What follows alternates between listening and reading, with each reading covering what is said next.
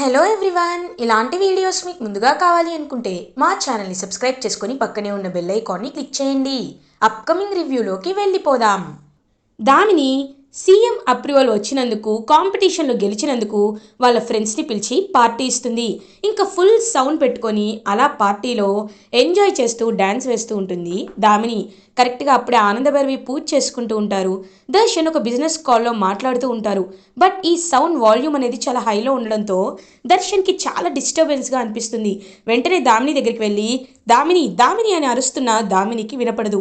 ఇంకా వెంటనే అలా డీజే సౌండ్ బాక్స్ని ఆఫ్ చేస్తాడు దర్శన్. ఒక్కసారిగా దర్శన్ వైపు పొగరుగా చూస్తుంది దామిని. ఏంటి బ్రో, ఏంటి కనిపించట్లేదా? నేనేం చేస్తున్నాను ఇక్కడ అని అడుగుతారు. ఏం చేస్తున్నావు ఏం చేస్తున్నావు అయినా పార్టీ లాంటిది ఏమైనా ఉంటే ఇంట్లో నీ రూమ్లో చేసుకోవాలి. హాల్లో ఇంత పెద్ద డీజే సౌండ్ పెడితే ఎంత డిస్టర్బెన్స్గా ఉంటుంది అని అంటారు దర్శన్. ఏంటి, నిన్న కాంపిటీషన్లో ఓడిపోయారని, నేను గెలిచానని ఇలా నాపై పగ చూపించాలనుకుంటున్నావా?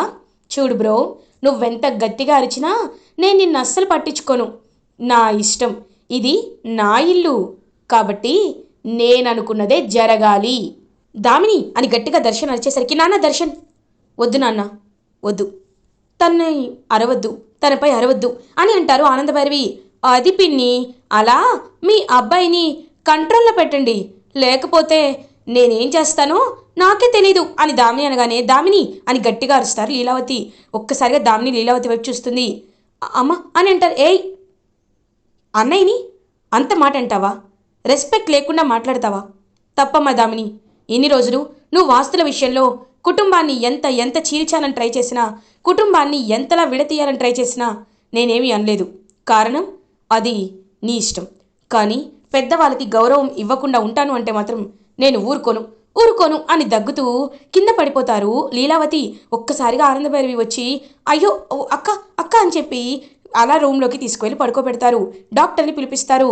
తనకి చాలా జ్వరంగా ఉంది, అది కాకుండా ఇమ్యూనిటీ సిస్టమ్ అనేది వీక్గా ఉంది. కాబట్టి కొద్ది రోజులు ఏ పని చేయకుండా ఆవిడ్ని కాస్త రెస్ట్ తీసుకునేలా ఉండాలి. ఆవిడకి టెన్షన్ కలిగించే పనులు మీరు ఏది చెప్పకూడదు, చేయకూడదు అని చెప్పేసరికి ఇంకా అలా ఆలోచిస్తారనమాట దర్శన్, శరణ్య, ఆనందభైరవి. దామిని వెంటనే, చూసావా బ్రో, ఇదంతా నీ వల్లే జరిగింది. మా అమ్మకి ఏమైనా అయ్యుంటే నేనేం చేసేదాన్నో నాకే తెలీదు. ఇప్పుడైనా చెప్తున్నా, మా అమ్మకి మీరెంత దూరంలో ఉంటే అంత దూరంలో ఉండండి అని గట్టిగా చెప్పి అక్కడి నుండి వెళ్ళిపోతుంది దామిని. ఇది ఇలా ఉండగా నైట్ అవుతుంది. రోహిత్ అండ్ ప్రీతి ఇద్దరు ఇంకా కొన్ని కపుల్ క్యాంప్స్ అనేది అక్కడ కండక్ట్ చేస్తారనమాట. అంటే ఒక టెంట్ ఇచ్చి ఆ టెంట్లో ఇద్దరు కపుల్ ఉండేలాగా ఫారెస్ట్లో. సో వెయిటర్ వాళ్ళందరూ ఇంకా అరేంజ్ చేసేసరికి రోహిత్, ప్రీతి చాలా హ్యాపీగా ఫీల్ అవుతారు. ఏమండి, ఈ టెంట్ చాలా బాగుంది కదా అని అంటుంది ప్రీతి. అవును అని చుట్టూ చూస్తూ ఉంటే అప్పుడే కరెక్ట్గా ఇంకా అలా వెయిటర్ వచ్చి, సార్ మీరు లాండ్రీకి మీ డ్రెస్సెస్ ఇస్తానన్నారు, ఇవ్వలేదే అని అంటారు. ఒక్క నిమిషం, నేను ఇప్పుడే తీసుకొస్తాను అని ఇంకా అలా రోహిత్ని ఒంటరిగా వదిలేసి ప్రీతినే వెళ్ళి తీసుకొని వస్తుంది. ప్రీతి అలా లాండ్రీ రూమ్కి వెళ్ళేసరికి ఇటువైపు ఏమో రోహిత్ రూమ్లోకి వెళ్తాడు. ఆ టెంట్లోకి వెళ్తున్న రోహిత్ని అనన్య గమనిస్తుంది. అమ్మి, ఇప్పుడు కేవలం రోహిత్ బాబు మాత్రమే ఉన్నారు కాబట్టి ఇప్పుడు ఏం చేయాలనుకుంటున్నావు అని అడుగుతుంది. నా ప్లాన్ ఏంటో నీకు తెలీదమ్మా, ముందు ముందు తెలుస్తుంది అని ఇంకా వెంటనే అలా ఒక పెద్ద ప్లాన్ వేసుకొని ఒక ఆయిల్ క్యాన్ తీసుకెళ్ళి ఆ టెంట్ వైపు ఆయిల్ వేసేస్తుంది అనన్య. ఒక్కసారిగా అదంతా చూస్తున్న కాంచన షాక్లో ఉండిపోతుంది. ఇదేంటి అమ్మి, ఏం చేస్తున్నావు అనన్యలో పుష్, నువ్వు సైలెంట్గా ఉండు అని ఇంకా వెంటనే అలా తగల పెట్టేస్తుంది ఆ టెంట్ని. ఒక్కసారిగా ఇంకా మంటలు అంటుకుంటాయి. అలా ఇంకా పెద్ద ఫైర్ యాక్సిడెంట్ అయ్యేసరికి ఫ్యామిలీ మెంబర్స్కి ఇంటిమేట్ చేయడానికని కాల్ చేస్తూ ఉంటే ఆనందభైరవి, లీలావతి వాళ్ళు కాల్ లిఫ్ట్ చేయరు. ఈలోపు మీడియా వాళ్ళు వచ్చి మొత్తం బ్రేకింగ్ న్యూస్ అయితే వేస్తూ ఉంటారు.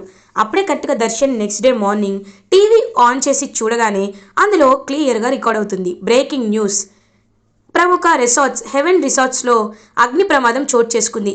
కపుల్ టెంట్స్లో అగ్ని ప్రమాదం చోటు చేసుకోవడం వల్ల రాజ్కోటి టెక్స్టైల్స్కి సంబంధించిన వారసుడు రోహిత్ అనే యువకుడికి ప్రమాదం జరిగింది అని, దగ్నం అయిపోయాడని రిపోర్ట్స్లో మెన్షన్ చేయబడింది అని చెప్పడంతో ఒక్కసారిగా అది విని బ్రేకింగ్ న్యూస్ షాక్ అయిపోతారు ఆనందభైరవి, దర్శన్, శరణ్య అందరూ. ఇంకా అలా దామిని కూడా, అయ్యో అన్నయ్య అని చాలా బాధపడుతుంది.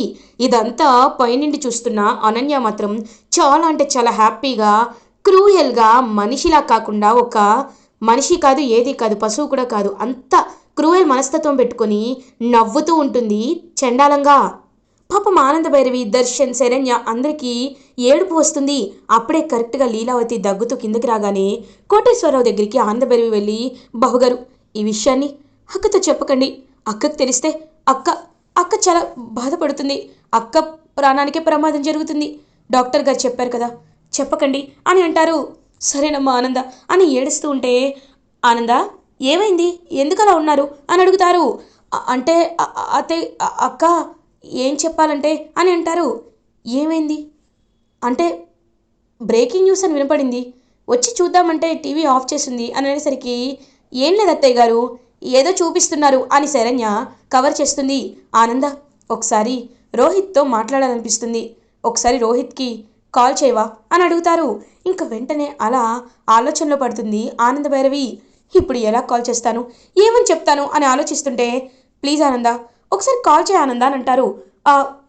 అక్క వాళ్ళు ఇప్పుడు హనీమూన్లో ఉన్నారు కదా వాళ్ళని ఇప్పుడు డిస్టర్బ్ చేయడం ఎందుకు వాళ్ళు ఇవాళ ట్రెక్కింగ్కి వెళ్తామని చెప్పారక్క అక్కడ సిగ్నల్స్ అందవు వచ్చాక నేనే కాల్ చేయమని చెప్తాను సరేనా అని కవర్ చేస్తారు ఆనంద భైరవి.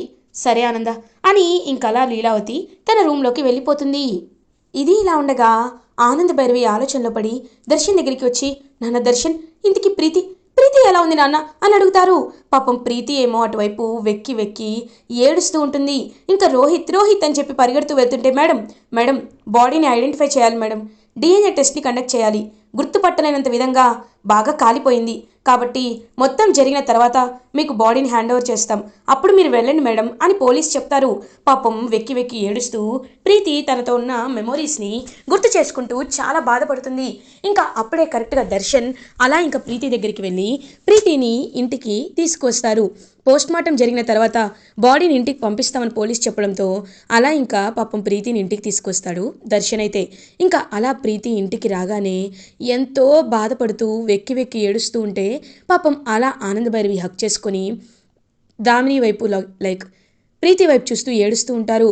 అత్తయ్య గారు రోహిత్ ఆయన ఆయన అని ఏడుస్తుంటే అనన్య ఎస్ ఇదే నాకు కావాల్సింది ఇప్పుడు కదా అసలైన గేమ్ స్టార్ట్ అవుతుంది అని ముష్టి మొహం వేసుకొని అలా కరెక్ట్గా ప్రీతి వైపు చూస్తూ లీలావతి దగ్గరికి వెళ్తుంది.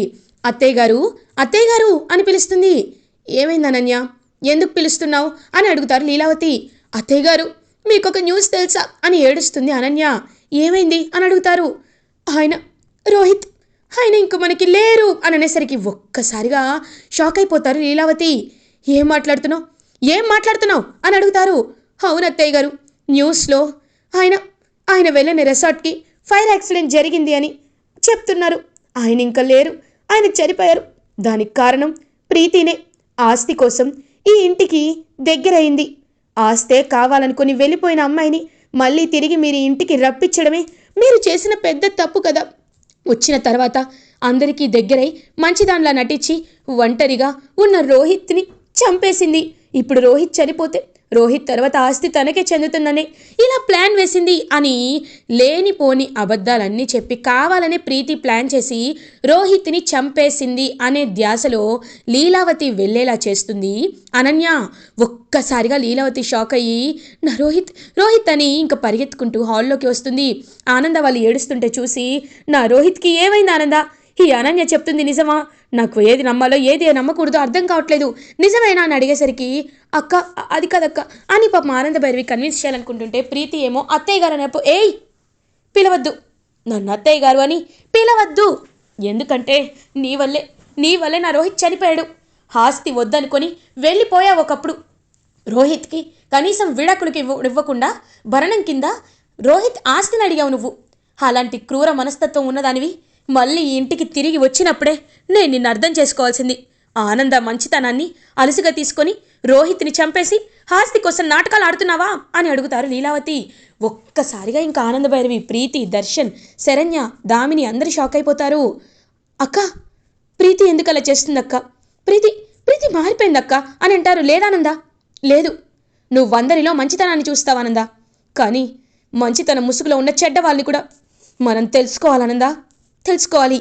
ఏయ్ ప్రీతి, నువ్వొక్క నిమిషం కూడా ఈ ఇంట్లో ఉండొద్దు. నువ్వు ఈ ఇంట్లో ఉంటే నాకు నా రోహితే గుర్తొస్తాడు. రోహిత్కి నేను ఉన్నాను. నువ్వొక్క నిమిషం ఈ ఇంట్లో ఉన్నా సరే నేనేం చేస్తానో నాకే తెలీదు. వెళ్ళిపో అని చెప్పి ఇంకా అలా ప్రీతిని గట్టిగా గెంటేయాలి అని ప్రయత్నిస్తారు లీలావతి. అనన్య అదంతా చూస్తూ, అమ్మీ ఇదా నీ ప్లాను అని అడుగుతుంది కాంచన. మరి ఏమనుకుంటున్నావు? నా ప్లాన్ ఇదే, ఇప్పుడు చూడు మొదలవుతుంది రచ్చ అని ఇంకా ఎంతో హ్యాపీగా ఫీల్ అవుతుంటే కరెక్ట్గా అలా గెంటేస్తున్న ప్రీతిని ఒక చెయ్యి వచ్చి పట్టుకుంటుంది. ఆ చెయ్యి ఎవరిదో కాదు, రోహిత్ది. ఒక్కసారిగా రోహిత్ని చూసి షాక్ అయిపోతారు అందరూ. ఇంకా రోహిత్ అయితే అలా చూస్తూ ప్రీతిని ఉండిపోతాడు. ప్రీతికి ఇది నిజమా, భ్రమ, కళ, లేకపోతే what the thing it is అని చెప్పి అర్థం కాదు. ప్రీతి కన్నీళ్ళని తుడిచి ప్రీతిని హక్ చేసుకుంటాడు రోహిత్. ప్రీతి, నాకేమీ కాలేదు, నేను ఇక్కడే ఉన్నాను. ఎవరి వల్ల ఇదైందో నేను చెప్తాను. లోపలికి రా, నువ్వు ఉండాల్సింది మా ఇంట్లో, ఎక్కడో కాదు అని ఇంకా అలా ప్రీతినైతే తన చేత్తో లోపలికి తీసుకువెళ్తాడు. వెంటనే రోహిత్, నాన్న రోహిత్ అని ఇంకా అలా రోహిత్ని హక్ చేసుకుంటారు ఆనందభైరవి, లీలావతి, దర్శన్. ఇంకా రోహిత్ అలా పాపం హ్యాపీగా చూస్తుంటాడు. రోహిత్, నువ్వు బ్రతికే ఉన్నావు కదా అని అనేసరికి, అమ్మ నాకేమీ కాలేదు, కానీ నాకు ప్రమాదం తలపెట్టాలనుకున్న ఆ దుర్మార్గురాలు ఎవరో తెలుసా? ఎవరో కాదు. అనన్య రోహిత్ బ్రతికి రావడం చూసి ఒక్కసారిగా షాక్లో ఉండిపోతుంది. అనన్య గజగజ వణికిపోతూ, అత్తయ్య గారు నేనేం చేయలేదు అత్తయ్య గారు అని అంటుంది. ఏయ్ ఆపు నీ నాటకాలు. నేను ప్రీతి టెంట్లో ఉండడం నువ్వు గమనించావు. మమ్మల్ని ఎలా అయినా చంపేయాలని, ప్రీతి వెళ్ళిపోయాక ప్రీతిపై నింద వేయాలనే ఇదంతా చేసావు కదా, నా దగ్గర వీడియో కూడా ఉంది అని ఫ్లాష్ బ్యాక్లోకి వెళ్తారు రోహిత్. ఫ్లాష్ బ్యాక్లో ఎప్పుడైతే ఆ కపుల్ టెంట్ దగ్గరికి ప్రీతి రోహిత్ వెళ్తారో అప్పుడే అలా వెనక్కి తిరిగి చూసేసరికి దొంగచాటుగా దాక్కుని ఉన్న అనన్య కనబడుతుంది రోహిత్కి. ఇంకా వెంటనే అలా ప్రీతి లాండ్రీ వాళ్ళకి ఇచ్చొస్తానని రూమ్కి వెళ్ళేసరికి రోహిత్ అనన్యని గమనిస్తాడు. అనన్య పక్కన ఉన్న ఒక ఆయిల్ క్యాన్ని కూడా గమనిస్తాడు. వెంటనే తను రూమ్ లోపలికి, టెంట్ లోపలికి వెళ్ళి మొత్తం క్లోజ్ చేసుకున్నట్టు యాక్ట్ చేసి అట్నిన్నట్టు వెనకాలకి వెళ్ళిపోతాడు. సో రోహిత్ ఉన్నాడేమోనని భ్రమపడి ఇంకా అలా వాటినైతే ఫుల్గా తగలపెట్టేస్తుంది అనన్య.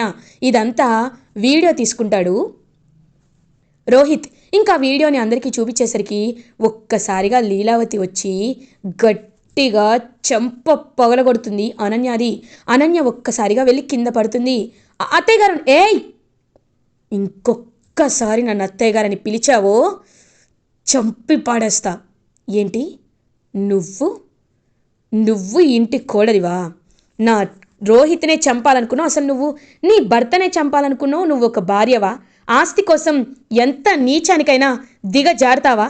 ఛీ, నీ బ్రతుకు. డబ్బుల కోసం ఎందుకు ఇదంతా చేస్తున్నావు? నీలాంటి వాళ్ళు ఉండాల్సింది ఇక్కడ కాదు, జైల్లో. ఆనందా, మెడ పట్టుకొని బయటికి ఏంటే దీన్ని అని అనేసరికి ఇంకా ఆనందభైరవి కాలు పట్టుకుంటుంది అనన్య. నువ్వు ఎంత కాలు పట్టుకున్నా ఇదంతా రోహిత్పై అటాక్ చెయ్యక ముందు ఆలోచించాల్సింది. నీలాంటి విషపాముకి, స్నేక్స్కి పాలు పోసి పెంచడం మాది తప్పు అని ఇంకా అలా ప్రీతి, రోహిత్, శరణ్య అందరూ కలిసి మెడ పట్టుకొని బయటికి గెంటేస్తారు అనన్యాని. అనన్య అలా ఇంకా ఫ్యామిలీ వైపు కోపంగా చూస్తూ ఉండిపోతుంది. అప్పుడే కాంచన అనన్య దగ్గరికి వచ్చి, అమ్మీ ఇంక మనం ఏమీ చేసేది లేదు, నువ్వు ఒకటి అనుకున్నావు, ఇక్కడ ఒకటి జరిగింది. ఇంట్లో నుండి నిన్నందరూ కలిసి గెంటేస్తుండారు. ఇప్పుడు వీళ్ళు నువ్వు కాలు పట్టుకున్నా లోపలికి తీసుకువెళ్ళరు, కాబట్టి రా అమ్మీ వెళ్ళిపోదాం అని అంటుంది. ఎందుకు రాను? వస్తాను, కానీ ఇప్పుడు నా పగ ఈ ఫ్యామిలీ మెంబర్స్ అందరిపైన. ఏంటో వీళ్ళు నన్ను గెంటేసి చాలా పెద్ద తప్పు చేశారు, వీళ్ళకి తగిన శిక్షని నేను వేస్తాను అని కోపంతో రగిలిపోతూ అక్కడి నుండి వెళ్ళిపోతుంది అనన్య. అప్పుడే కరెక్ట్గా దామిని ఆనందభైరవి దగ్గరికి వచ్చి, పిన్ని అని ఆనందభైరవి కాళ్ళు పట్టుకుంటుంది. ఒక్కసారిగా షాక్ అయిపోతుంది ఆనందభైరవి. అమ్మ ఏం చేస్తున్నావు దామిని అని అంటారు. లేదు పిన్ని, ఇన్ని రోజులు అనన్యానే ఆ రాక్షసిని నమ్మి నిన్ను తప్పుగా అర్థం చేసుకున్నాను పిన్ని, కానీ ఇప్పుడు అర్థమవుతుంది నువ్వెంత మంచిదానివో. నిజంగా తన భర్తనే చంపాలనుకున్న క్రూరురాలు, అలాంటి తన్ని నేను నమ్మానంటుంటేనే నాకు చాలా చాలా సిగ్గుగా అనిపిస్తుంది అని అంటుంది దామిని. అప్పుడే లీలావతి వచ్చి, అమ్మ దామిని, కేవలం అది మాత్రమే కాదు, ఆనంద ఇంకా ఏం చేసిందో చెప్పమంటావా? మొన్న కాంపిటీషన్లో సెలెక్ట్ చేసిన శారీ ఉంది కదా, ఆ శారీ స్వయంగా ఆనంద చేత్తో నేచిన శారీ. నువ్వు సెలెక్ట్ చేయమన్న శారీస్లో ఆ శారీ లేదు. నాకు కూడా తెలియకుండా ఆనంద వాటిని మన వాటిలో కలిపేసింది. ఆనంద నీ గెలుపు కోసం తన గెలుపుని త్యాగం చేసింది అని చెప్పడంతో ఒక్కసారిగా ఇంకా అలా చూస్తూ ఉండిపోతుంది దామిని. పాపం ఆనంద భైరవిని వచ్చి హక్ చేసుకుంటుంది. అదంతా చూస్తూ ఆనంద భైరవి చాలా అంటే చాలా హ్యాపీగా ఫీల్ అవుతారు. ఇంకెప్పుడు మిమ్మల్ని అవమానించిన పిన్ని అని అంటారు. నువ్వు నా కూతురు అమ్మ దామిని, నువ్వేమన్నా అంటే నేను ఏమనుకుంటాను చెప్పు అని పాపం అలా దామిని హక్ చేసుకుంటారు ఆనందభైరవి. దామిని ఆనందభైరవి కలిసిపోవడంతో, దామిని ఆనందభైరవిని అర్థం చేసుకోవడంతో ఇంకా ఫ్యామిలీ మెంబర్స్ అందరూ చాలా హ్యాపీగా ఫీల్ అవుతారు. ఇలా ఎపిసోడ్ ఎండ్ అవుతుంది. ఫర్దర్ ఎపిసోడ్ రివ్యూస్ ముందుగా మీకు కావాలి అనుకుంటే మా ఛానల్ని సబ్స్క్రైబ్ చేసుకోండి. Thanks for watching.